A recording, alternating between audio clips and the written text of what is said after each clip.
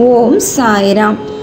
எனதருமை பிள்ளையே, உனக்கு நடத்த தொடர் துன்பங்களால் நான் உன்னுடன் இருப்பதை உன்னால் உணர முடியவில்லை. இருளில் இருக்கும் நிழல் போல நான் உன்னில் இருப்பதை உணர்ந்து கொள். உனக்கு ஒன்று என்றால் ஒளியை காண வரும் நிழல் போல ஓடோடி வந்து உன்னை நிச்சயம் காப்பேன். ஆமை எங்கேயோ இருந்து கொண்டே தன் குட்டிகளை யோசித்தவாறே எப்படி இருக்குமோ அதே போல நானும் உன் முன்னேற்றத்தை பற்றி தான் யோசித்து கொண்டே இருக்கின்றேன். பிள்ளையே, நீ இன்று உணர்ந்திருப்பாய், நேற்று உனக்காக நான் ஒரு நன்மையை செய்து வைத்திருந்தேன். மேலும் இன்று உன்னுடைய ஒரு முக்கியமான சுமையை குறைக்க உள்ளேன். நான் உன்னுடன் பேச முடியவில்லை என்றாலும் அந்த க்ஷணம் உன் கண்முன்னே வார்த்தைகளின் வடிவில் நிச்சயம் வந்து உனக்கு ஆறுதல் தெரிவிப்பேன்.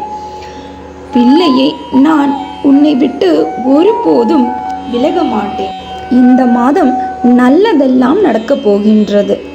கடந்த 3 மாதங்களில் நீ அனுபவித்த துன்பங்கள் எல்லாம் குறைந்து வரப்போகும் மாதங்களில் 10 மடங்கு சந்தோஷத்தை அனுபவிக்கப் போகின்றாய்.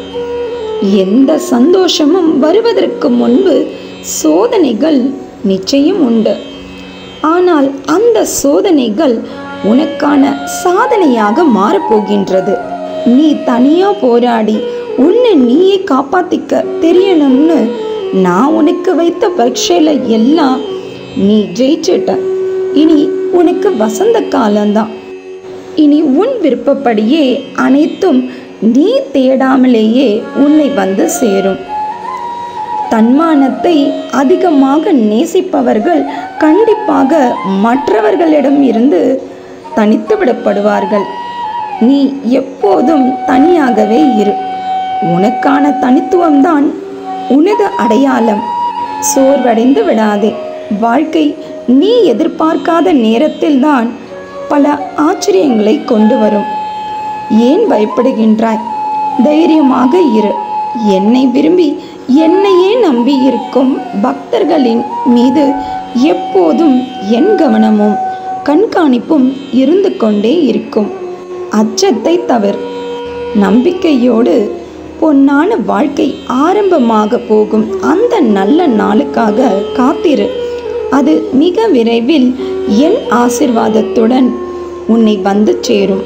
இன்றும் என்றும் என்றென்றும் உன் சாயப்பா உன் அருகில். வாழ்க வையகம், வாழ்க வளமுடன். ஜெய் சாய்ராம்.